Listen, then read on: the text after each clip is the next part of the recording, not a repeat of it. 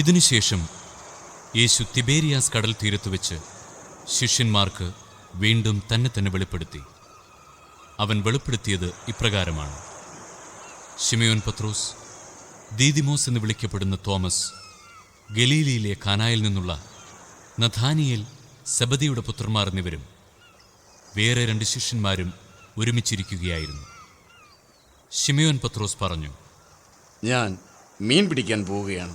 ഞങ്ങളും നിന്നോട് കൂടെ വരുന്നു. അവർ പോയി വള്ളത്തിൽ കയറി. എന്നാൽ ആ രാത്രിയിൽ അവർക്ക് ഒന്നും കിട്ടിയില്ല. ഉഷസായപ്പോൾ യേശു കടൽക്കരയിൽ വന്നു നിന്നു. എന്നാൽ അത് യേശുവാണെന്ന് ശിഷ്യന്മാർ അറിഞ്ഞില്ല. യേശു അവരോട് ചോദിച്ചു, കുഞ്ഞുങ്ങളെ, നിങ്ങളുടെ അടുക്കൽ മീൻ വല്ലതുമുണ്ടോ? ഇല്ല. വള്ളത്തിൻ്റെ വലത്തുവശത്ത് വലയിടുക, അപ്പോൾ നിങ്ങൾക്ക് കിട്ടും. അവർ വലയിട്ടു. അപ്പോൾ വലയിലകപ്പെട്ട മത്സ്യത്തിൻ്റെ ആധിക്യം നിമിത്തം അത് വലിച്ചു കയറ്റാൻ അവർക്ക് കഴിഞ്ഞില്ല. യേശു സ്നേഹിച്ചിരുന്ന ആ ശിഷ്യൻ പത്രോസിനോട് പറഞ്ഞു, അത് കർത്താവാണ്. അത് കർത്താവാണെന്ന് കേട്ടപ്പോൾ ശിമയോൻ പത്രോസ് താൻ നഗ്നനായിരുന്നതുകൊണ്ട് പുറംകുപ്പായം എടുത്ത് ധരിച്ച് കടലിലേക്ക് ചാടി. എന്നാൽ മറ്റു ശിഷ്യന്മാർ മീൻ നിറഞ്ഞ വലയും വലിച്ചുകൊണ്ട് വള്ളത്തിൽ തന്നെ വന്നു. അവർ കരയിൽ നിന്ന് ഏകദേശം 200 മുഴത്തിലധികം അകലെയല്ലായിരുന്നു. കരയ്ക്കിറങ്ങിയപ്പോൾ തീ കൂട്ടിയിരിക്കുന്നതും അതിൽ മീൻ വെച്ചിരിക്കുന്നതും അപ്പവും അവർ കണ്ടു. യേശു പറഞ്ഞു, നിങ്ങൾ ഇപ്പോൾ പിടിച്ച മത്സ്യത്തിൽ കുറെ കൊണ്ടുവരുവിൻ. ഉടനെ ശിമയോൻ പത്രോസ് വള്ളത്തിൽ കയറി വലിയ മത്സ്യങ്ങൾ കൊണ്ട് നിറഞ്ഞ വല വലിച്ച് കരയ്ക്ക് കയറ്റി. അതിൽ 153 മത്സ്യങ്ങളുണ്ടായിരുന്നു. ഇത്രയധികമുണ്ടായിരുന്നിട്ടും വല കീറിയില്ല. യേശു പറഞ്ഞു, വന്ന് പ്രാതൽ കഴിക്കുവിൻ. ശിഷ്യന്മാരിലാരും അവനോട് നീ ആരാണ് എന്ന് ചോദിക്കാൻ മുതിർന്നില്ല. അത് കർത്താവാണെന്ന് അവർ അറിഞ്ഞിരുന്നു. യേശു വന്ന് അപ്പമെടുത്ത് അവർക്ക് കൊടുത്തു. അതുപോലെ തന്നെ മത്സ്യവും.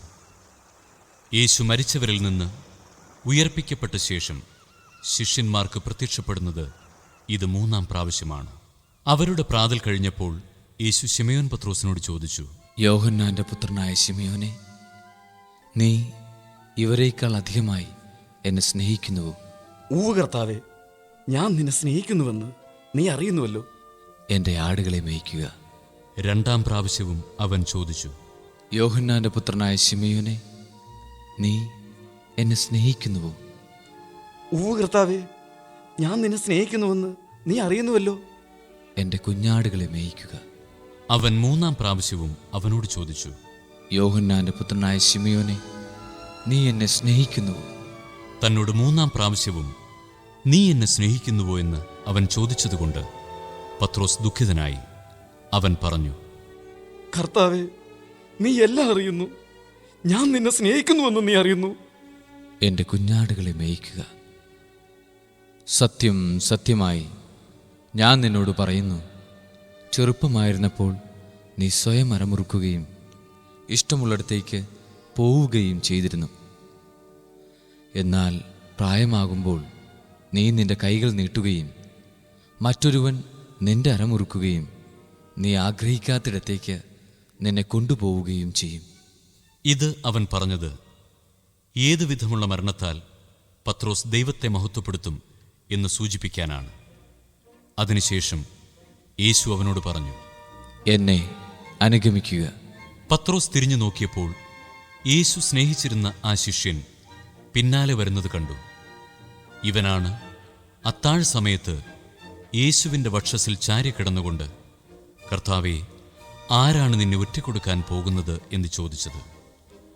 അവനെ കണ്ടപ്പോൾ പത്രോസ് യേശുവിനോട് ചോദിച്ചു, കർത്താവേ, ഇവന്റെ കാര്യമെന്ത്? ഞാൻ വരുന്നതുവരെ ഇവൻ ജീവിച്ചിരിക്കണമെന്നാണ് എൻ്റെ ഹിതമെങ്കിൽ നിനക്കെന്ത്? നീ എന്നെ അനുഗമിക്കുക. ആ ശിഷ്യൻ മരിക്കുകയില്ല എന്നൊരു സംസാരം സഹോദരരുടെ ഇടയിൽ പരന്നു. എന്നാൽ അവൻ മരിക്കുകയില്ല എന്നല്ല യേശു പറഞ്ഞത്. പ്രത്യുത ഞാൻ വരുന്നതുവരെ അവൻ ജീവിച്ചിരിക്കണമെന്നാണ്. എൻ്റെ ഹിതമെങ്കിൽ നിനക്കെന്ത് എന്നാണ്. ഈ ശിഷ്യൻ തന്നെയാണ് ഈ കാര്യങ്ങൾക്ക് സാക്ഷ്യം നൽകുന്നതും ഇവ എഴുതിയതും. അവൻ്റെ സാക്ഷ്യം സത്യമാണെന്ന് ഞങ്ങൾക്കറിയാം. യേശു ചെയ്ത മറ്റു പല കാര്യങ്ങളുമുണ്ട്.